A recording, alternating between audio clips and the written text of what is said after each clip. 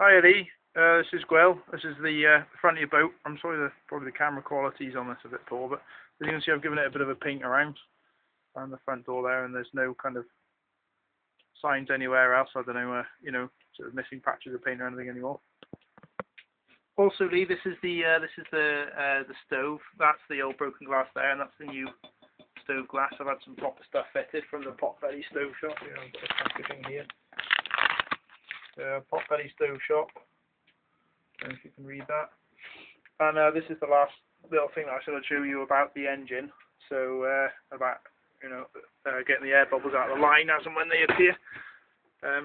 Remove the steps at the back, and you've got a big cupboard, just a soundproofer. Remove that. Looking straight back at the engine. Tell you what, let's make a bit of light here, shall we? What I do is I often remove this first panel here, so we just lift it up from underneath.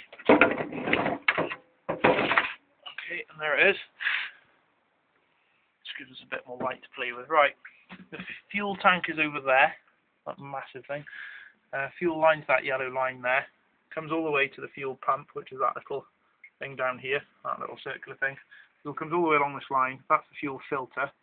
And then round here into the injectors down here. All we need to do to make sure that there's no air in the line, because occasionally little bubbles in the line gather together to make one big bubble, and then the injectors can't kick them back. We undo. There's one little, I don't know if you can just about see that. There's one little screw here, one there, but the best one to use is this one because it's higher up than any of the others, so the air generally gathers here. I undo this. There, a little bubble just came out. I don't know if you just saw that. A couple of little bubbles. Oh, there we are, and some diesels come out now. Chances are that's pushed all of the air out. But just to make sure, on that pump down there, there's a little handle at the back. You'll have to access it from down. Oh, there we are. And you push it down, and there we are. As you can see, that makes diesel squirt out. So that pushes all the diesel through and pushes any air out. I'll put the little I'll put the little screw back on. Now, very rarely, not often at all, you might get a little bit of air that still is determined to be stuck up at the injectors. All we do is we take a ratchet with, I'll read it out to you. Got it on here. There are 13/16 socket. I'll just set that to undo. There, that's on undo.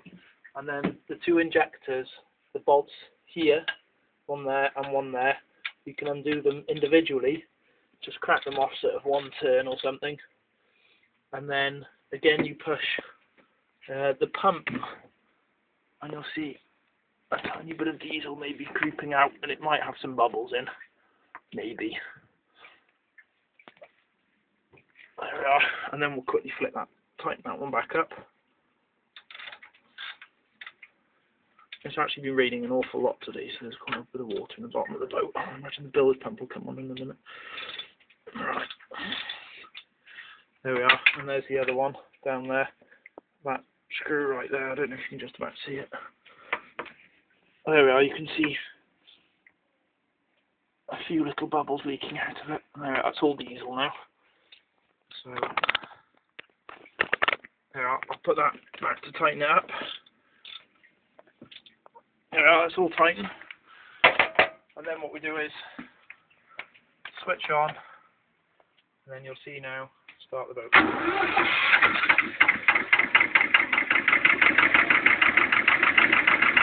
Now you can't manually make the boat run faster by pushing here.